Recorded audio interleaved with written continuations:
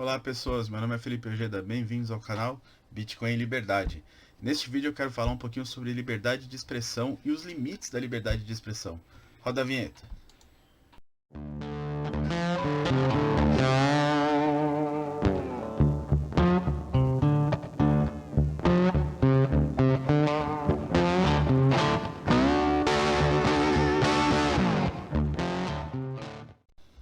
Bom, antes de tudo, se você quiser ajudar este canal, deixe seu like, compartilhe este vídeo. Se você ainda não segue o canal, siga o canal. Você pode doar para este canal. No final do vídeo eu sempre coloco as QR Codes de Bitcoin, Bitcoin Lightning Network, outras formas de doação aqui na descrição. Você pode ser membro deste canal a partir de R$ 1,99. Ajudem o canal a se manter no ar. Você pode comprar uma camiseta na loja Liberdade, é muito interessante. Você vai ter um cupom de 15%, as camisetas são lindas. E bom, vamos ao assunto principal deste vídeo, liberdade de expressão. Afinal, ela é irrestrita?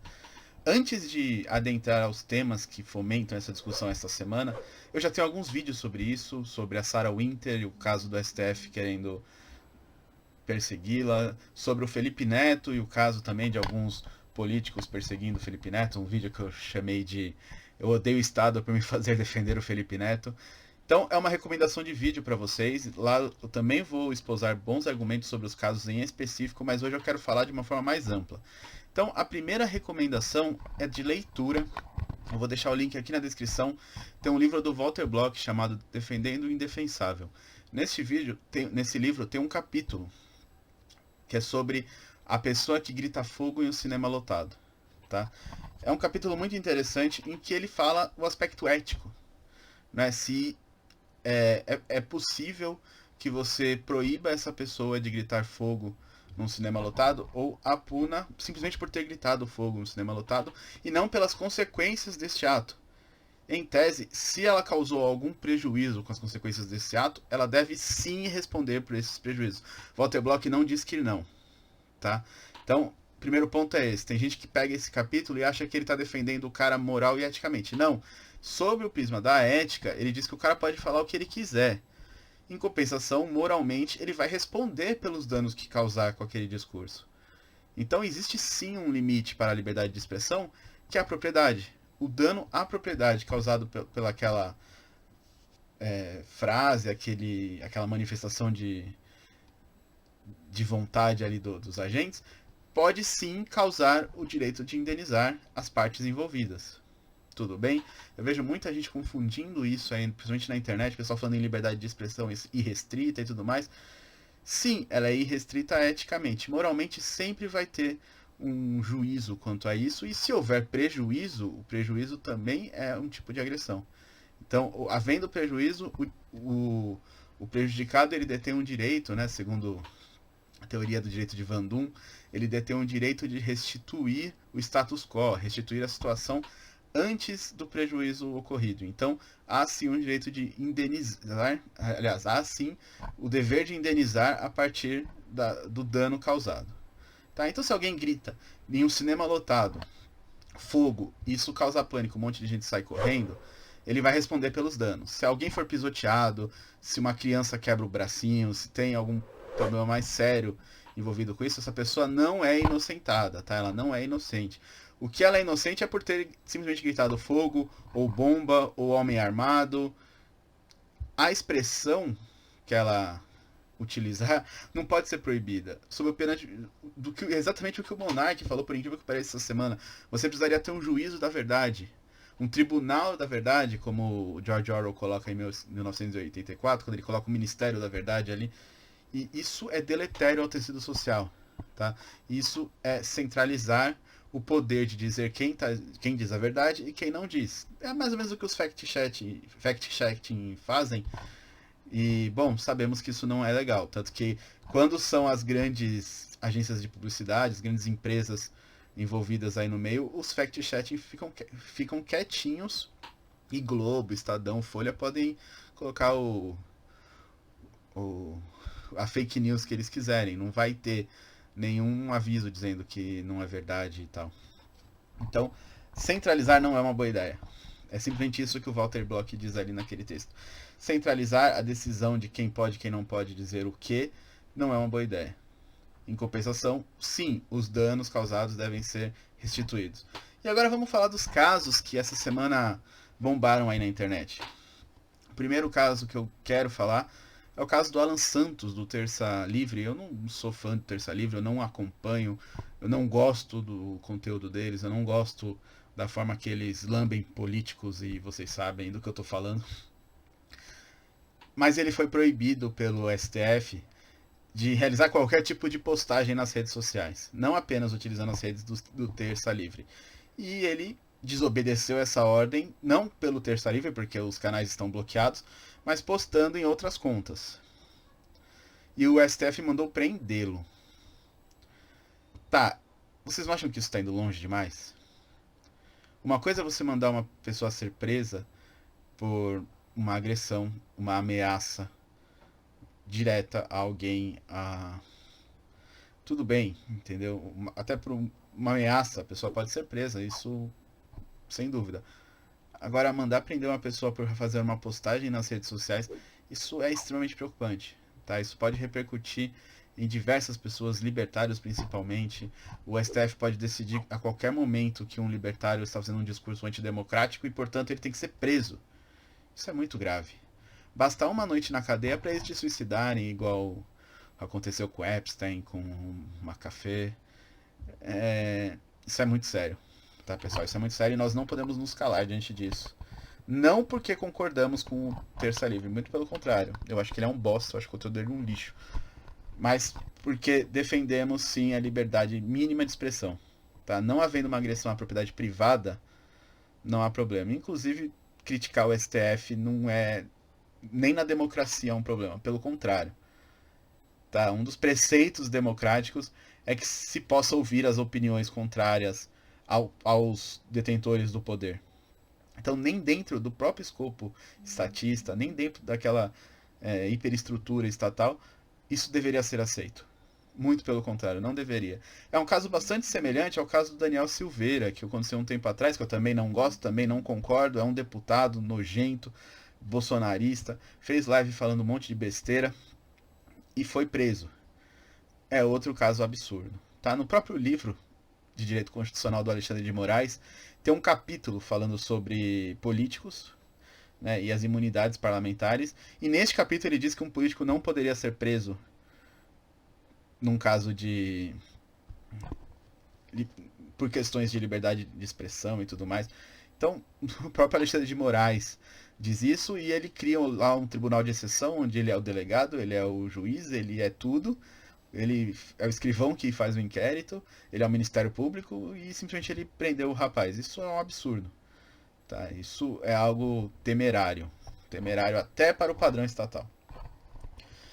Depois desse caso, vamos ao caso Maurício Souza do vôlei.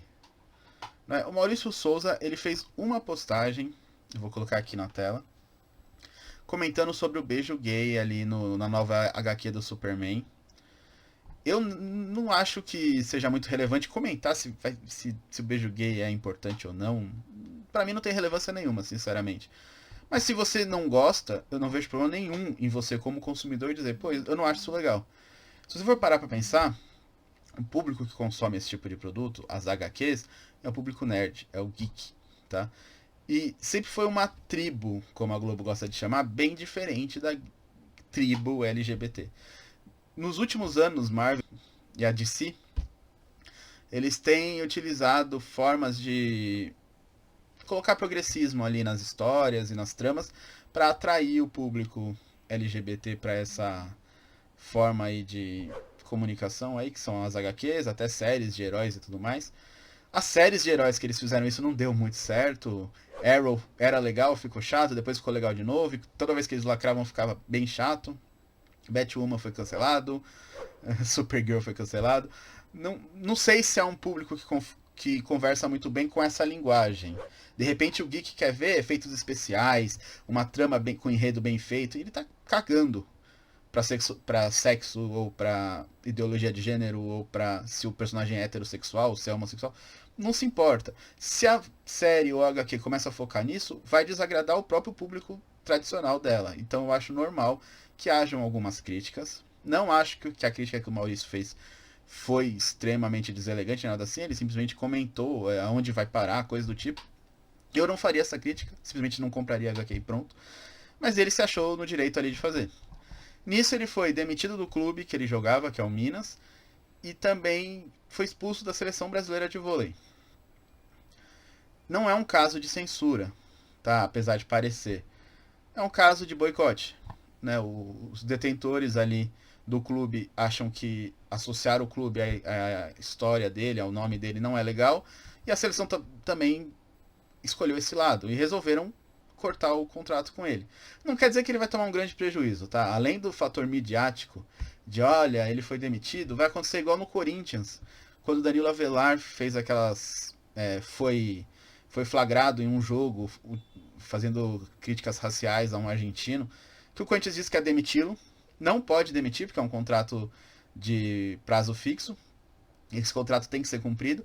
Ele está afastado recebendo os salários normalmente. É isso que vai acontecer com o Maurício. A não ser que tenha uma cláusula no contrato dizendo que por questões de homofobia, racismo, de repercussão social e algo do tipo, ele possa ser cancelado, né, o contrato possa ser cancelado ou extinto, ele vai receber o contrato em casa normalmente. Então ele não vai ser tão prejudicado quanto a militância quer fazer parecer. A militância quer fazer parecer que o cara vai virar mendigo amanhã. Então, sinceramente, eu não acho que a opinião dele foi tão brusca assim.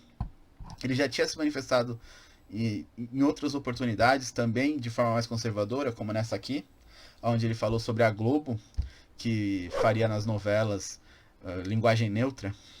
E eu concordo com ele que isso é ridículo. Tá, isso eu concordo com ele. Eu não assisto novela também, então eu não sou nem o público da novela, eu não sei, eu não postaria esse tipo de coisa. Mas sim, é ridículo. Não tem outra palavra para isso. Eu acredito que o verdadeiro motivo por trás desse boicote seja isso aqui. O cara apoia o Bolsonaro, o cara tira fotos com o Bolsonaro, e nós sabemos que há uma polarização gigantesca hoje na mídia e nos tribunais e tal.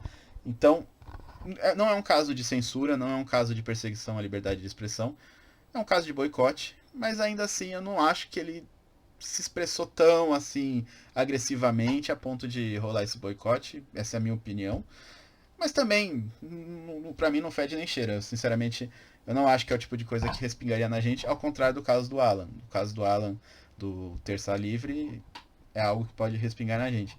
E por fim, nós temos este comentário maravilhoso, que a pessoa comentou num tweet do Monark, a respeito de liberdade de expressão, que ela diz que se liberdade de expressão for irrestrita, você pode botar fogo na Amazônia, matar as girafas queimadas, sabe? Tipo, eu acho que essa pessoa claramente não entende o que é expressão, né? Porque expressão é você projetar para outras pessoas, utilizando algum material escrito, visual, a sua ideia, certo? O que ela quis dizer aí seria a liberdade de ação. E a liberdade de ação nunca vai ser irrestrita. A liberdade de ação sempre vai ser muito mais restrita do que a liberdade de expressão, porque você tem uma barreira patrimonial muito mais próxima.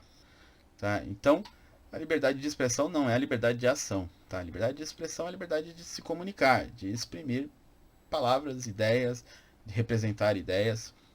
Se você for partir para ação, já é outra coisa. Eu tenho um vídeo aqui que eu falo sobre acusações que tem de homofobia e de racismo no meio libertário, por exemplo, que as pessoas podem exprimir essas ideias.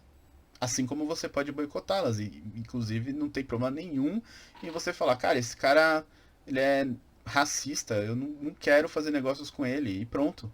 Não tem problema nenhum nisso. Muito pelo contrário, eu acho super válido. Da mesma forma, um homofóbico. Da mesma forma, um conservador extrema que se recusa, sei lá, a fazer um bolo de casamento, um casamento gay, você pode boicotar. Tá? Você pode boicotar pelo motivo que você quiser. Não é cancelamento, não é censura. Boicote, tudo bem. O problema é quando a coisa passa a ser agressão, tá? Então, o racismo, se a pessoa tem uma ideia racista, ela é um idiota. Mas você não pode prendê-la por ser um idiota. Se ela pega essa ideia racista e age de forma racista, ou seja, ela tem um negócio e ela proíbe negros de entrar nesse negócio. Você pode falar, cara, se os meus amigos negros que nunca fizeram mal pra ninguém não podem entrar aqui simplesmente porque eles são negros, você é tão babaca que eu não quero entrar aqui. E tudo bem. Você pode fazer isso, você não é obrigado a comprar desse cara. Essa é a questão. O Mercado Livre ele regula tudo isso. Agora, se você tem um tribunal como o STF perseguindo as pessoas por fazerem postagens em redes sociais, isso sim é muito grave. E eu não tenho nenhum apreço pelo Alan Santos, eu não tenho nenhum apreço. O meu apreço por eles é o mesmo que eu tenho pelo Felipe Neto, Porchat, eu não tô nem aí pra esses caras. Só que me preocupa o fato de que esse canhão aí, esse fuzil, pode se virar pra gente. Então, pra mim é muito preocupante isso. Eu acho que libertários devem buscar OPSEC, devem buscar anonimato no máximo possível. Eu sou um retardado de ficar botando a minha cara aqui.